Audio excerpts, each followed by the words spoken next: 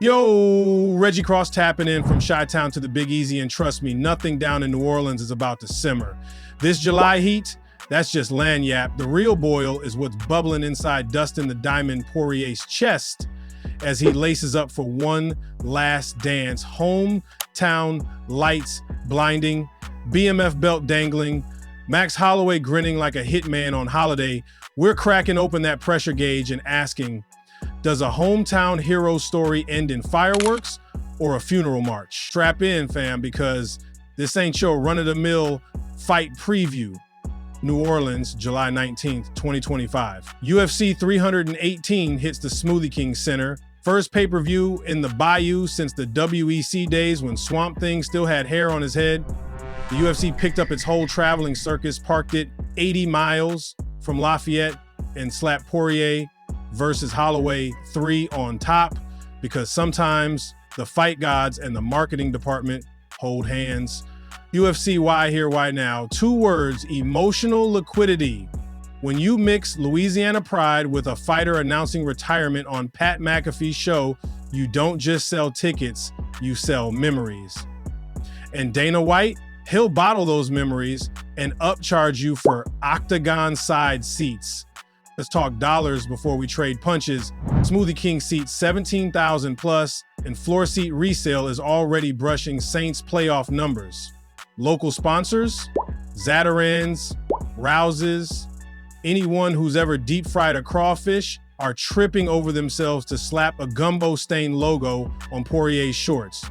ESPN's sales team, they're packaging B-roll of beignets between House of the Dragon promos, Poirier's own hot sauce line, Bourbon Clab, and the Good Fight Foundation merch are projected to spike 240% during fight week because sentimentality buys souvenirs.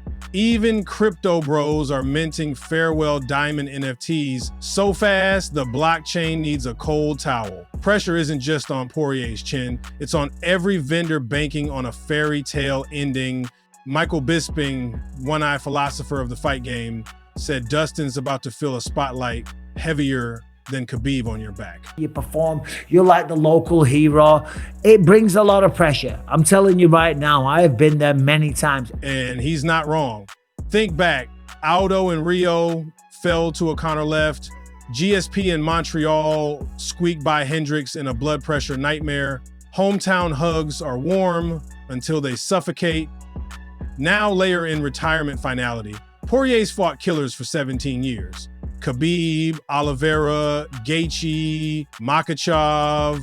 But this right here is the first time Grandma Poirier can Uber to watch him scrap. Family, friends, the entire 337 area code, everybody wants a piece of that last backstage hug. It's beautiful and claustrophobic. Meanwhile, Holloway strolls in like a Hawaiian Sam Cooke. Don't know much about pressure, just here for the scrap, brother. He's the perfect villain.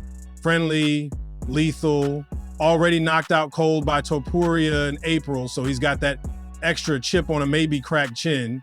Pressure is asymmetrical. Poirier's hugging family. Max is smirking at chaos. Max called his shot. Let's recreate my UFC 300 sprint. Last 10 seconds, we throw down. Translation, I dare Dustin to abandon his jab, square up, and gamble the mortgage.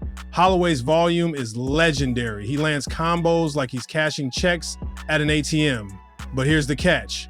At 145, Max's output is drowning pool deep. At 155, his power bumps, yet defensive numbers dip. Add fresh KO residue courtesy of Topuria, and you're one clean left hand away from a fireworks factory insurance claim. Tactically, this is inside boxing chess. Poirier's southpaw cross versus Max's shift step flurries, calf kicks versus Holloway's long guard framing. Expect Dustin to target that lead leg early, chew it like a poor boy roll, force Max to plant, then launch the left. If Holloway wins, it's death by 1,000 paper cuts. If Dustin wins, it's catch and shoot, one shot, melatonin. Let's set up the historical context and evolution. Fight 1, 2012. Featherweight prospects, Poirier snatches a mounted triangle. Fight 2, interim lightweight dogfight. Holloway lands 181 strikes, still loses a 49-46. Fight 3, both men in late career renaissance / remember me mode. Holloway's added stance swift knees. Poirier's head movement looks smoother than a fifth of Buffalo Trace. Neither is the same man your dusty highlight reel remembers. Legacy mathematicians will note, win tonight, Poirier retires with a Trilogy sweep and the BMF strap, unofficial belt, but officially immortal in meme culture.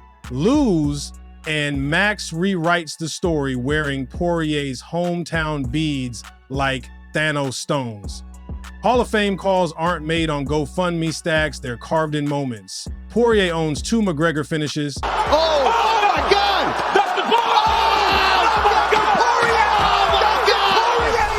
A Gaethje fight of the night, a Hooker war, a Chandler tap, and potential BMF crowning. That's Santa's bag of highlights. But that elusive undisputed gold, never touched. So ask yourself, couch coach, does a symbolic belt plus a hometown swan song elevate him above, say, RDA or Tony? That's what Saturday decides. For Holloway, a win resurrects his Hall aura post to Poirier, flattening and stamps a second division title, albeit unofficial. Next to his featherweight reign, stakes ain't just high, they're spiked. Estimated pay-per-view buys, internal projections flirt with 800 to 900,000.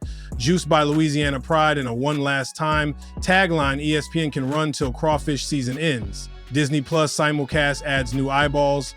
Back-end points mean Poirier's bank account might match his philanthropic heart. Word is, Dustin's prepping a full-time desk analyst gig, plus expanding Good Fight Foundation gyms across Gulf Coast. Meanwhile, Holloway's chasing that Topuria rematch money. He wins, he walks out with the BMF chain and a leash, pulling Ilya back to the table. Pressure, meet opportunities, bougie cousin, generational wealth. Let's dig into a plate of hypotheticals. Hypo 1, diamond cutter. Poirier parries the jab, slips outside, detonates the cross. Holloway's legs fold like a Mardi Gras chair at 3 a.m. Crowd erupts, bourbon bottles fly. Hypo 2, Blessed Blizzard. Max survives calf kicks, dials up volume 9, and drowns Dustin in a 100-strike round 5 rally. Judges table looks like Mardi Gras bead math, 48-47 Holloway. Hypo 3, double legend draw. Both dudes channel Gaethje Chandler vibes. Trade until siren. Cage side doctor contemplates therapy. Split draw forces them to hug away the scoreboard. Audience tension spikes in all 3, but script writers in Vegas want door 1 or 2. Which version we get depends on whose heart rate throttles the slowest when the Bayou brass band trumpets signal round 5. So squad, riddle me this. Does pressure forge diamonds, or does the diamond crack? Is Holloway about to rob a parade float and sail back to Oahu with jonkles of gold? Or does our Cajun King Pogo stick out the octagon on the shoulders of his people? Drop your pick in the comments. Keep it spicy like Dustin's Louisiana style. Smash that like if the breakdown hit harder than a Poirier left. And if you're new here and feeling the vibe, hit subscribe, because this weekend there are some crazy good fights on tap and we need to unpack them. I'm Reggie Cross signing off from behind the lines. Stay sharp, stay tuned, and remember, hype fades, legacy don't. Peace. 745